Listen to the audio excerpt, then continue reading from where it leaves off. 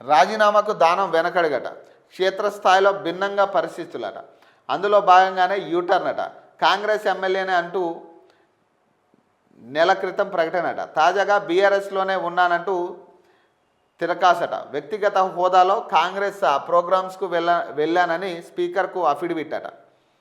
Khairatabad MLA దానం నాగేంద్ర తన శాసనసభ్యత్వానికి రాజీనామా చేసేందుకు జంకుతున్నారా అంటే అవుననే సమాధానం వినిపిస్తుంది. ఉప ఎన్నికలకు ఎదుర్కొనేందుకు ఆయన సిద్ధంగా లేరని, ఒకవేళ పోటీ చేసిన గెలుస్తారా లేదా అనేది చెప్పలేమని, క్షేత్రస్థాయిలో పరిస్థితులు భిన్నంగా ఉన్నాయంటూ ప్రచారం జరుగుతుంది. అందుకే స్పీకర్కు ఇచ్చిన అఫిడవిట్లో తను కాంగ్రెస్ కార్యక్రమాలు వ్యక్తిగత హోదాలో మాత్రమే వెళ్ళినట్టు వివరణ ఇచ్చినట్టు తెలుస్తున్నది.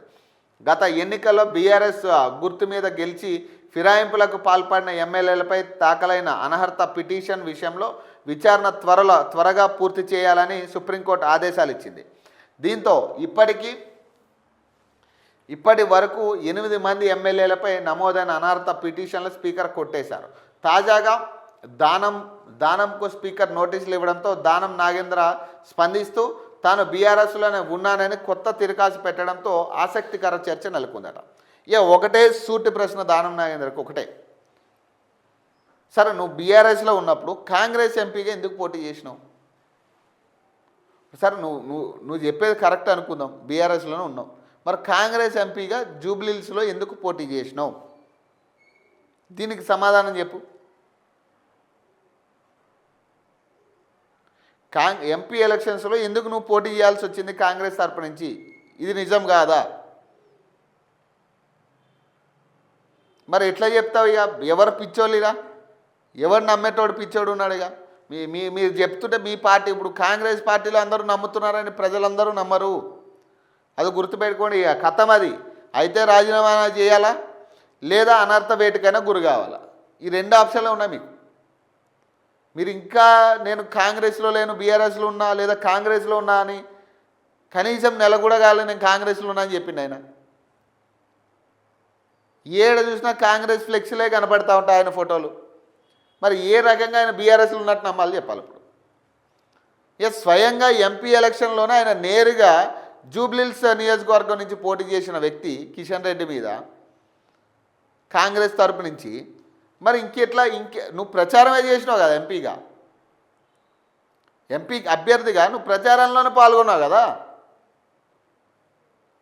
మరి వీటి గురించి ఏం చెప్తావు? ఎట్లా చెప్తావు ఇప్పుడు బీఆర్ఎస్ అని? ఏదో సాగు పెట్టాలా, దీన్ని కొన్నాళ్ళు సాగనంపాలా, సాగించాలా? ఇక ప్రజల పిచ్చోళ్ళు, ఇక మనల్ని ఎన్నిక చేసుకున్న ప్రజలు పిచ్చోళ్ళు, ఇక వాళ్ళని పట్టించుకోవాల్సిన పని లేదు. నియోజకవర్గంలో వాళ్ళందరూ పిచ్చోళ్ళే, ఇక మనకు ఓటేసిన వాళ్ళు అనే కాడికి ఆలోచిస్తుండ్రు ఇప్పుడు దానం నాగేంద్ర. ఆయన మాట్లాడే విధానం, ఆయన మాట్లాడుతున్న ప్రవర్తన చూస్తుంటే ఇదే అర్థమవుతుంది నాకు. మీకు ఓటేసిన వాళ్ళు పిచ్చోళ్ళు చేయడానికే మీరు ఉన్నట్టుగా కనపడుతుంది ఇప్పుడు ఎమ్మెల్యేగా. మీ లాభాల కోసమో, మీ పరిస్థితులు, మీ ఆస్తులు కాపాడుకోవడం కోసమో, లేదా మీకు సంబంధించిన ల్యాండ్లు కాపాడడం కోసమో, లేదంటే కబ్జాలు కాపాడుకోవడం కోసమో మీరు పార్టీలో చేరారు. ఇక ఈరోజు ఈ అనర్హత వేటు విషయానికి వచ్చేసరికి ఇక మళ్ళీ గెలుస్తానా లేదా అనే అనుమానం. ఎందుకు? పోటీ చేయండి, రాజీనామా చేసి పోటీ చేయండి. నిజంగా ప్రజలే తీర్పిస్తారు కదా. క్షేత్రస్థాయిలో పరిస్థితులు నెల రోజుల క్రితం 24 డిసెంబర్ 2025 తన నియోజకవర్గంలో పర్యటిస్తున్న సమయంలో దానం నాగేంద్ర తను కాంగ్రెస్ ఎమ్మెల్యేనని, కాంగ్రెస్లో కొనసాగుతున్నానని ప్రకటించారు.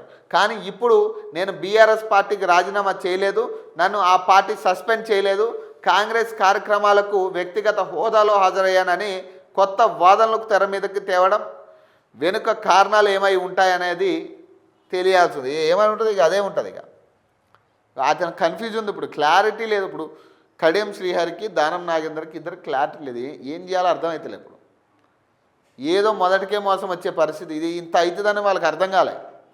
మొదట నిజంగా వీళ్ళకి ఇంత సిచ్యువేషన్స్ ఎదుర్కోవాల్సి వస్తుంది అనేది వాళ్ళకి అర్థం కాదు. ఇప్పుడు ఈ పంచాయతీలన్నీ ఏర్పడుతున్నాయి. ఇప్పుడు ఏం చేయాలో అర్థమవుతలేదు. వాళ్ళే కాంగ్రెస్లో ఉన్నానని చెప్తేనేమో ఇక అనర్హత వేటకు రావాలా, లేదు బీఆర్ఎస్లో ఉన్నారంటేనేమో ఈ ఈ ఆధారాలన్నీ బయటకు వస్తాయి. ఇప్పుడు ఏం చేయాలో వీళ్ళు ఇప్పుడు? దానంకు స్పీకర్ నోటీసులట, రేపు విచారణకు రావాలని స్పష్టీకరణ, అనార్థ పిటిషన్ కొట్టేయాలని నాగేంద్ర అఫిడవిట్ అట, నేను బీఆర్ఎస్లో ఉన్నా, పార్టీ నన్ను సస్పెండ్ చేసినట్టు సమాచారం లేదట.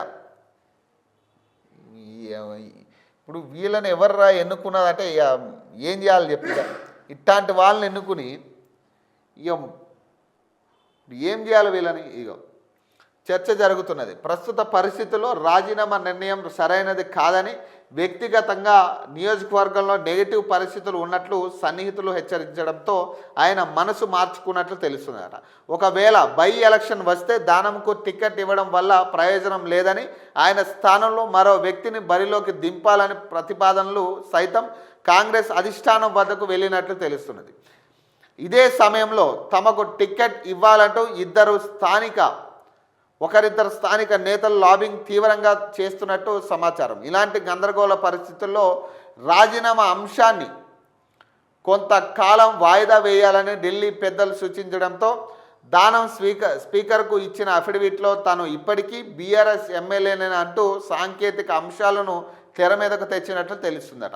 బీఆర్ఎస్ ఎమ్మెల్యేల అనార్థ పిటిషన్లపై స్పీకర్ విచారణ మొదలుపెట్టినప్పటి నుంచి దానం తన ఎమ్మెల్యే సభ్యత్వానికి రాజీనామా చేస్తారని ప్రచారం జరుగుతుంది.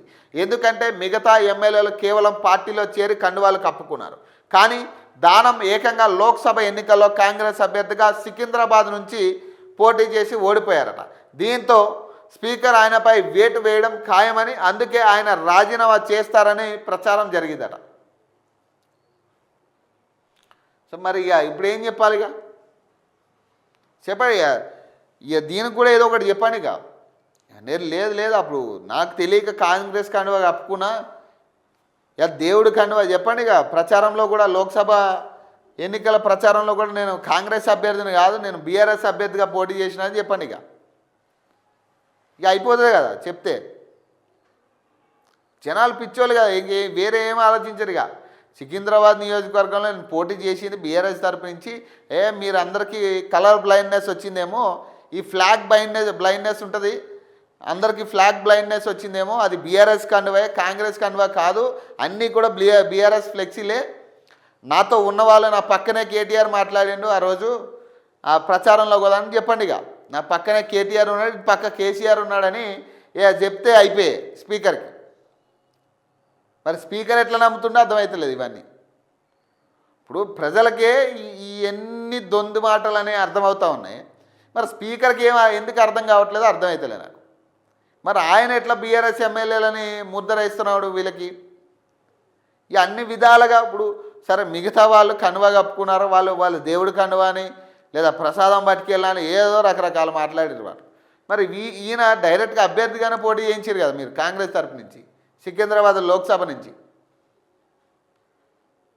మరి ఆయన చెప్పమన్నాడు ఇక అది కండువా మీకు ఫ్లాగ్ బ్లైండ్నెస్ వచ్చింది, ప్రజలందరికీ కూడా ఫ్లాగ్ బ్లైండ్నెస్ వచ్చింది, నేను బీఆర్ఎస్ పార్టీ తరపు నుంచి నేను ప్రచారం చేసిన లోక్సభలో అని చెప్పమనండి.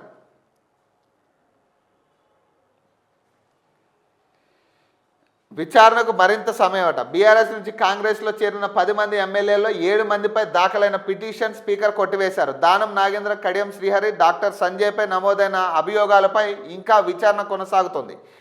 విచారణ పూర్తి చేయడంతో స్పీకర్ కాలయాపన చేస్తున్నారంటూ బీఆర్ఎస్ వేసిన పిటిషన్పై ఈ నెల 16న సుప్రీంకోర్టులో విచారణ జరిగింది. ఫిరాయింపు ఎమ్మెల్యేల అనర్హతపై 4 వారాల్లో విచారణ జరిపి చర్యలు తీసుకోవాలని, 2 వారాల్లో విచారణ పురోగతిపై అఫిడవిట్ దాఖలు చేయాలని గడువు విధించింది. దీంతో దానం ఇచ్చిన అఫిడవిట్పై స్పీకర్ ఇరు వర్గాల వాదనలు వినేందుకు ప్రయారిటీ ఇచ్చే అవకాశం ఉంటుందని న్యాయ నిపుణులు అభిప్రాయపడుతున్నారు. ఇదే అంశాన్ని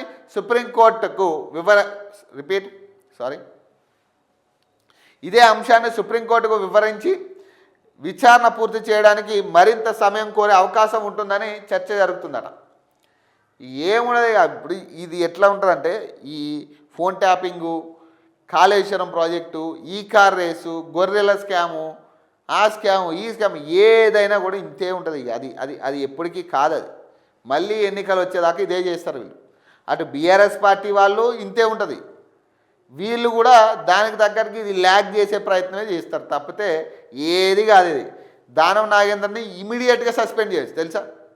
కాంగ్రెస్ పార్టీ ఇమీడియట్గా స్పీకర్ అనర్హత వేట వేయచ్చు దానం నాగేందర్కి, కడియం శ్రీహరికి నేరుగా. కడియం శ్రీహరి అయితే కడియం కావ్య ఆమె కూతురికి, సొంత కూతురికి ఆయన రాజ్యసభ టికెట్ తెచ్చుకోవడం కోసం టికెట్ తెచ్చుకొని ఆయన ప్రచారం చేసిండు కాంగ్రెస్ కండువాలు కప్పుకొని కాంగ్రెస్ ప్రచారాల్లో. మరి వీళ్ళిద్దరికి డైరెక్ట్ వేయొచ్చు అనర్హత పిటిషన్, అనర్హత వేట వేయొచ్చు వీళ్ళకి.